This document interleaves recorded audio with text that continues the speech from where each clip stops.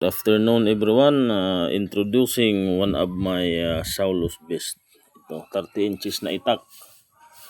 Sa waray-waray ay tuad o bayudang.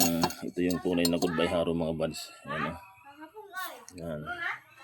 Dito mo yan makikita kung talagang plastado yan. Itong line na to sa gitna. Ayan. Plus matuwid yan buds. Pantay-pantay yan hanggang doon sa dulo. At saka dito sa sing talim niya. Pantay-pantay yan, walang sablay yan. Hindi ko yan minadali kasi sinusiguro ko talaga yung quality. Kahit mahal ito buddy, ay pilit pa rin binibili dahil nga sa quality.